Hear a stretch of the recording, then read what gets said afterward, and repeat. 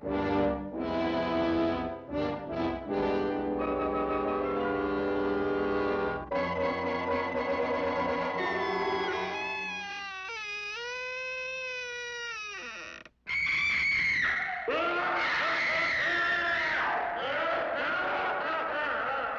Vincent Price, and you're invited to my party in the house on Haunted Hill, where so far the ghosts have murdered only 7 people. So won't you come and make it 8? You'll see human heads without bodies. Mysterious pools of blood dripping from the ceiling. The walls move slowly in against you. Don't try to escape, you can't.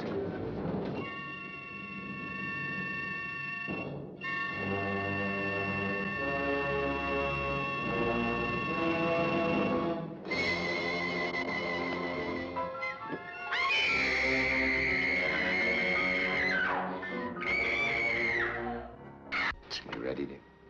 No. Are you ready, dear? Yes, damn you.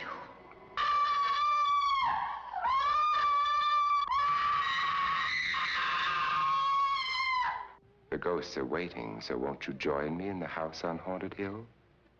Hurry, or you'll be late for your own funeral.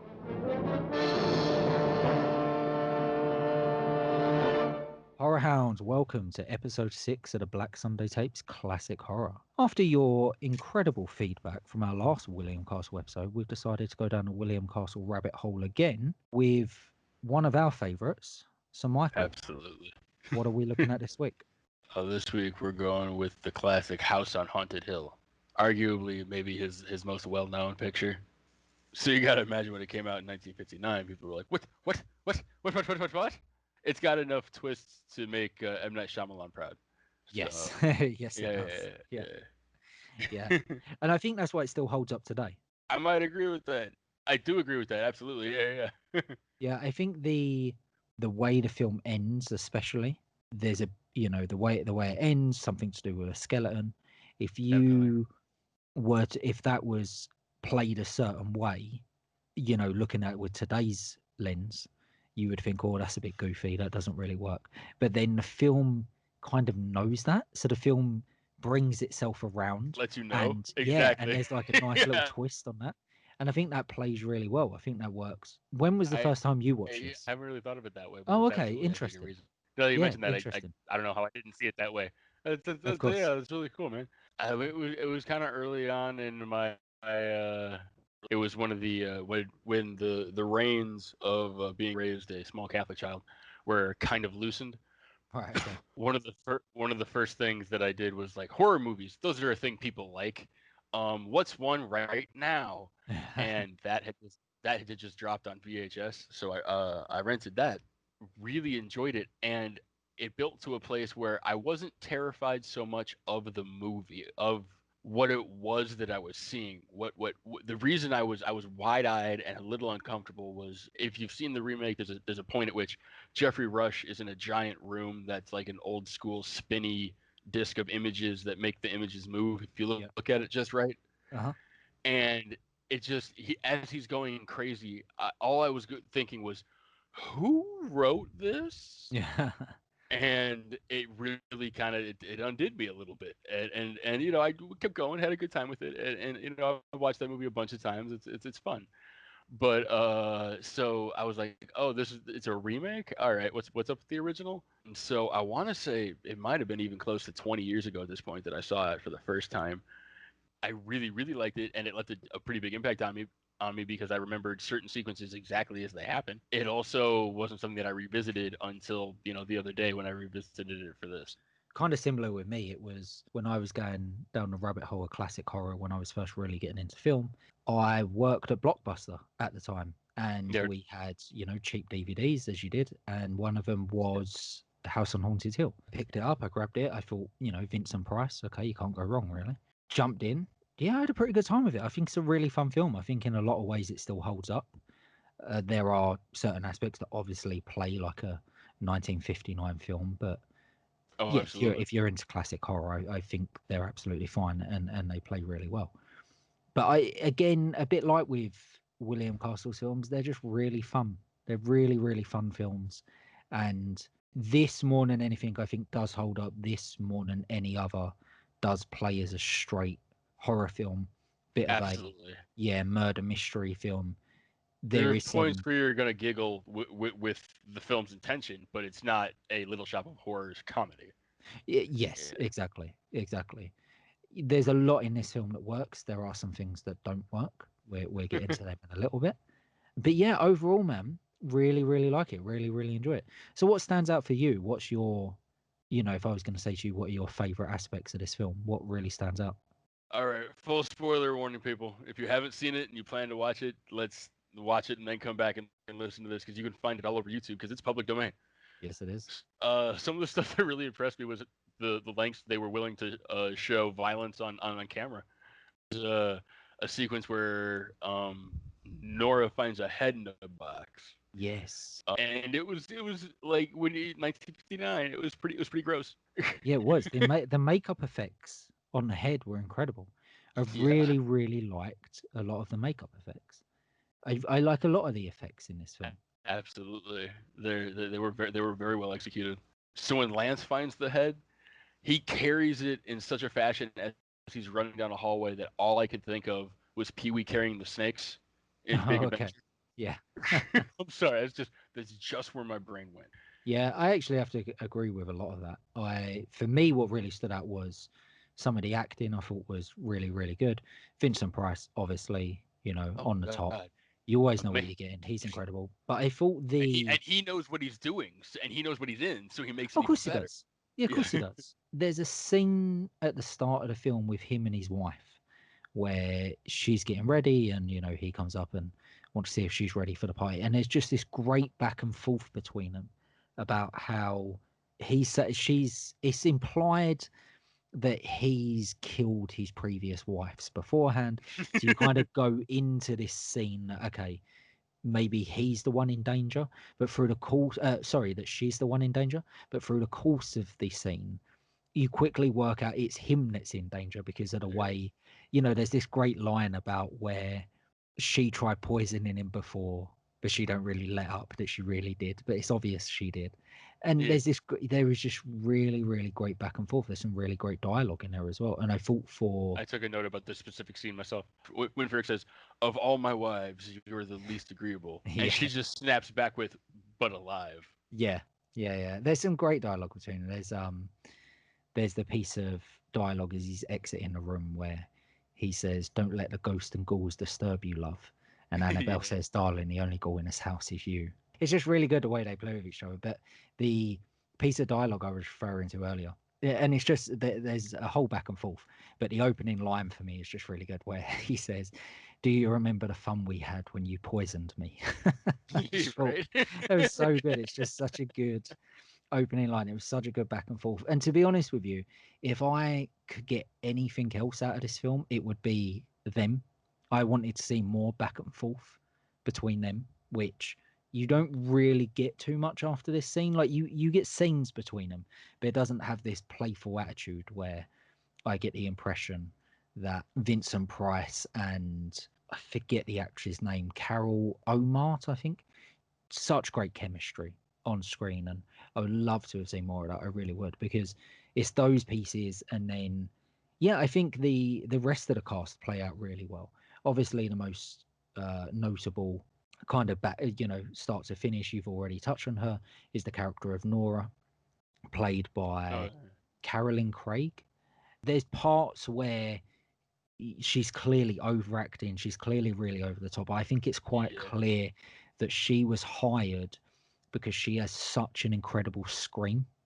Like the Absolutely. film actually opens up on that black screen with all the different noises happening, and it ends with her scream. You I haven't was gonna even met say her yet, it's but they her put her scream, right? scream in Yeah. there. Yeah, Okay. yeah, it's her scream. Yeah, and then all the way through the film, the whole way through the film, it's just her screaming after screaming after screaming after, and it's incredible. It's such a good scream, even though in some scenes it is a little bit overplayed and a little bit overacted, but it's quite a nice touch to it, to be honest. And yeah, it Yeah. kind of brings a smile to your face just thinking about, back in the day, how hysterical that must have seemed. And yeah, it worked really well, man. I really, really liked it. It was a really good score too. Like it's pretty common back then.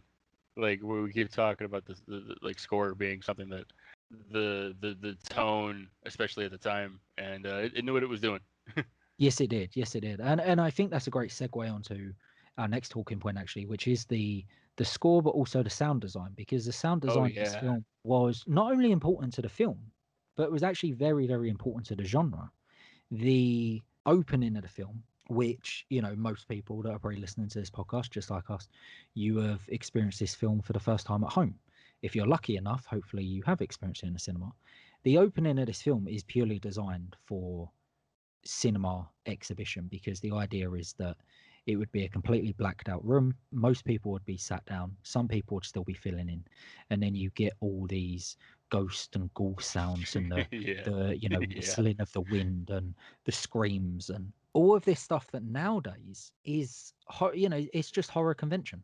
It's horror convention. We get all that stuff. It's you don't even think anything of it, but So it at the was so time, effective, yeah, yeah. and so popular in 1959 that then they created these kind of scare tracks, which was just a vinyl music disc, of which, you know, your haunted houses and your, you know, be it whatever your scare attraction was, this was the disc Right. you would put on, and these are the sounds you would use. And I find it really, really interesting that it started with House on Haunted Hill. And what is really interesting about that is, again, this is a film that's directed by William Castle, who is very well known for his gimmicks of getting bums in seats and trying to get as many people to his horror films as possible. Funny thing is, this wasn't his gimmick. He did have a gimmick, which was the skeleton that would fly over the audience. But this wasn't really Did the you gimmick hear this what film they had sold to on. stop doing that for a lot of Yes. places though? Yeah. Yeah. Because of the Kids weren't kids. fucking around back then, Yeah, yeah, man. kids getting out there slingshot. Slingshots with Yeah. ball bearings and rocks. Come Literally. on, bro. So touch on that a little bit for those that don't know. Explain a little bit about the skeleton trick.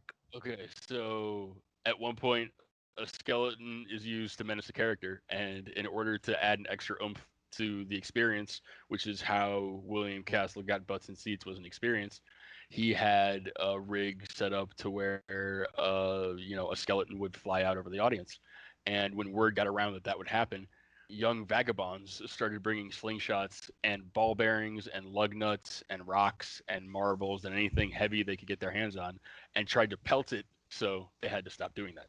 Incredible. Yeah, and it also wasn't as effective as they made out, because I can imagine it. While it would have been an experience, it would have completely taken you out of the film. The skeleton is meant to appear at the exact time the skeleton pops up at the end of the film. So if you're Right. watching this skeleton in front of you that's now flying over the audience, you're not watching the screen. So I can only imagine, as an audience member, the confusion that might lead to, and then you're going back into And the then you're scene. like, oh, I missed the last of the movie. Well, also it's quite an important. There's an important twist to do with Yeah. that, to do with a skeleton. Like, and if you completely miss that, yeah, I can imagine that would completely take you up. But from everything I read, this was a very, very successful film. Oh And yeah. I'm not sure if it was the most successful William Castle film, but it was certainly up there. And it Oh, was, absolutely. yeah. And, one thing we did talk about before we come on air is, among other films, this was one film that a little known director called Alfred Hitchcock paid attention Yeah. to. You should look that And guy up. It's yeah, look good. that guy up. He's got some good stuff. And was an influence on why he decided to make Psycho, among other reasons. There's a million reasons why he wanted to make Psycho, but yeah, the box office success of this film on quite a fairly cheap budget for the Oh time yeah. was definitely a way forward. One Okay. thing I want to touch on, and this is just your opinion of this, and then anyone that's listening, please throw your opinions down. What are your opinions of, within the film, is the house actually haunted? Because let's talk, right, and let me get you there, right? Why I Okay. asked this question. Let's say at the start of the film, she's presented as some kind of ghost lady, right? Right. And the way she appears and exits the scenes is very ghost-like. It's Absolutely. very like she floats. She floats Yeah, into the scene. she's She floating, floats out of the scene. Right? She appears from nowhere in one scene and then she floats out of the scene. There is a wide shot of her floating. Right? It is Absolutely. then revealed in a little twist halfway through the film, and again, spoiler warning, Spoilers. Yeah. that she's not a ghost at all. She is one of the maids or one of the caretakers of the house that has been there for years. Here's the question. If she is a ghost, fair enough, fine. Could be that, she and her husband in the film are, they died there, but they're still looking after it. They're caretakers. Vincent Price's character is not aware that they're ghosts, or he is, but he's just playing them with the caretakers. Fine. If that's the case, fine. However, it didn't come across that way to me. It come across Not as the really. twist. They're not really ghosts. She's just one of the caretakers. Now, if that is the case, how does that explain her movement into scenes and out of scenes? Why does she float across the floor? You just weren't paying attention, Scott. There was a skateboard there the whole time. Right. Sorry. Yeah. Exactly. Like that's again, this is why I say there's some stuff that doesn't make sense in that vein. A little bit like the character of Annabelle. She apparently dies, but then we find out later on that it's all a ploy. Part of that trick is that Annabelle appears outside the window to Nora, Uh-huh. right? Fine. She appears outside the window to Nora. She's pretending to be a ghost. Fine. That is quite explainable. What isn't explainable is what the rope around her neck does. How does the rope come through the window, wrap itself around Nora's legs, and then Right? unwrap Right? itself around Nora's legs and back out the window? How did they manage that if Yeah, she wasn't actually haunted, right? you know, I was So, just letting the movie happen. You raised very valid points, sir. yeah. Yeah, But there's I'm so extra with me slitty. throwing I them out apologize. there, and obviously at the end, again, full spoiler warning. So at the end of the film, when the skeleton appears, we also discover that's a trick on behalf of Frederick, Vincent Price's character. So we now know that nearly all of the ghosts and ghouls we have seen in the film are all tricks, which I really like as a story. Right, I really like that it's this fake ghost story. However, the character of Watson, the whole way through this film, is telling us that there are ghosts in the house. There are real ghosts in the house, and Absolutely. the film ends with him telling us this, that they're now coming after him.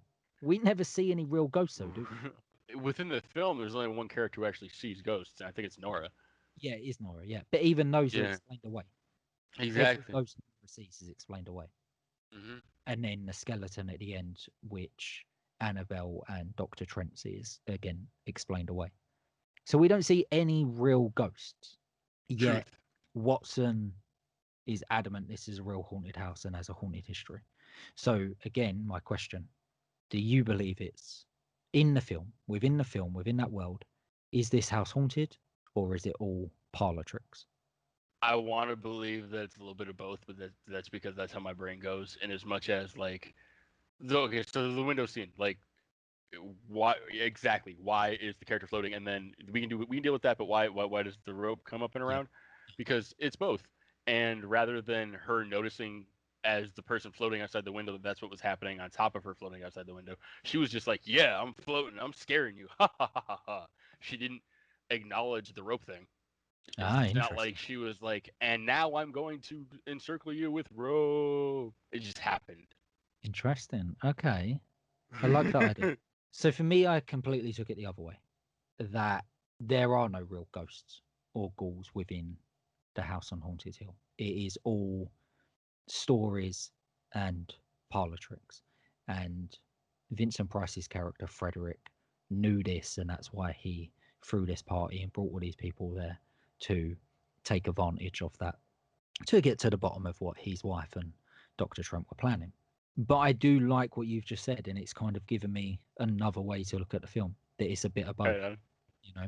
And my in my head, my explanation for Watson is if at the start of the film he lists off kind of the horrible history he has had with the house, with Right. everyone he's known that has died there and the horrible stuff that's happened to him in his life.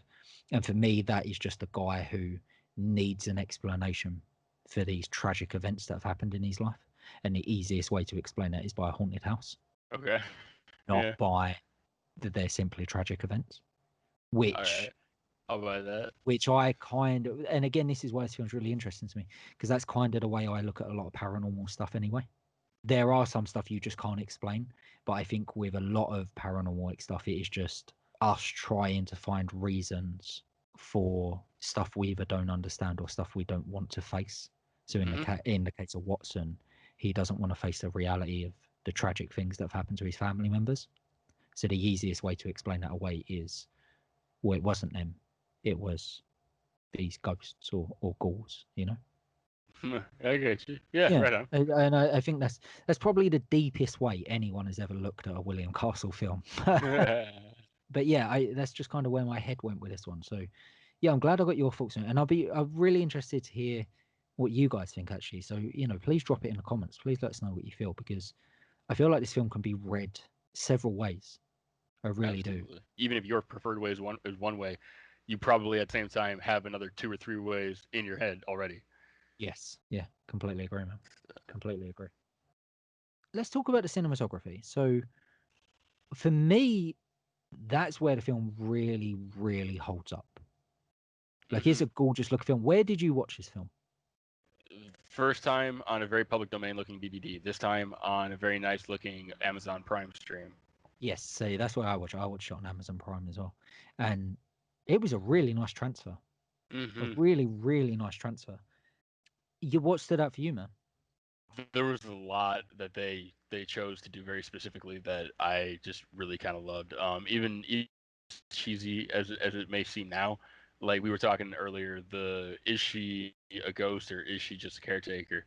So they clearly just put her on a board with some wheels and pull that thing across the floor. But again, it's 1959, so how many times has that even been done? And are you likely to have seen that? So do you even know what's happening as this person appears to literally float? There's a hallway that they use a lot. Like conservatively 10% of the film takes place in the hallway, Yeah, and with kind of good reason because apparently the set was tall enough and long enough and wide enough that they could start at one end of the hallway with the camera and a character, and instead of zooming, pull the camera like on Dolly's back and reveal to another character, and they do that from a couple different angles, a couple different ways, but it's I don't know. I got really happy because I'm like, yes, use that set. yeah, it is a gorgeous looking film. Like, and we say this every week, but I think there is something in that. A lot of these classic horror films that we talk about and will talk about, even the ones that don't have a lot of money, like a Carnival of Souls, that's what they get right, and they know that and they appreciate that and they take a lot of care and a lot of time in getting the lighting right, getting the camera choices right, getting the camera set up, And for someone like William Castle to really get that right, someone that, from most stuff you read, didn't care too much about the filmmaking process. It was more about the Experience. exhibition and the Yeah, experience. Yeah. For him to really take time, it showed you how important it was back then to really, really get that stuff right. And I think that is something that's lost a little bit within modern horror films, is they don't take enough time. I'd like to see that come back a little bit more. But for me, it worked really well, man. And I thought it was an absolutely gorgeous film. Like you said, there's so many shots down the hallways, and throughout the house as well. I just think there's really great use of lighting and the way oh they use absolutely. light. Like, one of the things that stood out for me is where they're exploring the basement for the first time, Uh-huh. and they go into a room that is completely pitch black, and one of the Yeah. characters lights a match or a lighter or something, and as he walks in, all of a sudden the light comes up within the room. And now that match would never have enough light to fill that room, but it's just a really simple, great technique of having a light in the room. Then as he enters, you just, on a dimmer, just turn the light up, and then as Yeah, he exits, you exactly. just turn it down. And it's very, Yeah. very simple, but it's very effective. It's very, very Agreed. effective. It really is. And it works really, really well. And again, how many times had that been done? by 1959. You know, probably not a lot. Like filmmaking, as in working with sound and working with moving images and moving cameras, it was still fairly new at that point. You know, it had only been around for like 40, 50 years, you know, at that point. And most people were still, well, up until the 30s and 40s, most people were still trying to keep everything as kind of still and stationary as possible. So it was really nice in this film to see as much movement as there was in as many dolly shots and the camera moving about quite a lot. You know, it was quite, Well, one thing I it was a never real actually example looked of what was into, to come. okay, on the camera work front, one of the things that I found most impressive in the film was when Pritchard was having that freak out in the living room area, and it had most of the principal characters that were, you know, left at the time, all in the scene, and there were subtle camera movements within singular shots, and I just they didn't have like a giant hallway or giant 30-foot ceiling so you can get cranes in there, all of the uninvited, but the way that they used the space and the technology at the time, I loved it. I loved it so much. You know, I think we both agree it's really, really stunning. Guys, I think you'll probably agree too, especially for those that have listened to our other episodes and have agreed with what we said on them films. I think it is something a classic horror does really, really well and is kind of lost on modern cinema, and especially where cinematography would go, and you would see where especially camera movement would go. I feel like films like this were early indications of that with the dolly shots and the movement through hallways. You know, you could Absolutely, definitely see that influence on something like The Shining, which was the yeah. first film to Hmm. use a Steadicam. You know, and I feel like there's definitely an influence you can see from House on Haunted Hill. So I think let's leave that one there because I think there's a few trivia bits I want to get to that I find quite interesting. I know you've got a few trivia bits. So one that I'll throw out straight away is you already touched on it. Like a few of the films you touched on, unfortunately, for someone, but you know, probably not unfortunately for us because it means they're easily accessible. Is House on Haunted Hill is another classic horror that is in the public domain. Once again, quite a simple reason why it was they just let the copyright run out. So it was a film that was under a company called Allied Artists, which I'm not sure is around anymore. And at the time, it was Pretty actually, sure it's not. yeah, I'm pretty sure it's not. Yeah. And at the time, it was one of their most profitable films of the 1950s. So, you know, definitely something they were to protect, really. They let the copyright run out on it. So it is widely available. And due to that and due to its popularity, it is actually one of the most reproduced films. It's definitely one of the first films that I ever saw on a DVD at the dollar Right. store. But you also So, said, and I completely agree with you because my DVD is exactly the same, is they are bad quality public domain films. oh, And for they're those, clearly copies of third, fourth, fifth, sixth right. generation. So that's where it is. So I thought that was quite interesting for you guys out there that might not know this is when a film falls into the public domain, basically all that means is you can share it, you can put it online nowadays, you can show it, you could put it in a cinema yourself, you could do whatever you want with it, and no one can tell you not to. However, you have to find a copy somewhere of that film. The original versions of that film will still be owned by either the producer or the studio that made it. So with this film, the original prints, the 35mm prints, are still owned by Warner Bros, who purchased the library from Allied Artists when they went out of business. And because of that, because there's a lot of these bad copies out there, oddly, even though it's in the public domain, and you could completely put a screening on this for free, Hmm. this is still one of Warner All your Bros. profits. Most, yeah. This is still one of Warner Bros. Most requested 35mm prints, purely because of how popular this film is. And that's incredible considering it's in the public domain, but it still genuinely makes money. So it just goes to show you if you make a good Because it's film, if you make something that genuinely connects with entertaining. people, yeah, you make something that will connect with people, there is always that demand for it. Even though people can get it for free, they'll always want a really, really good copy of it.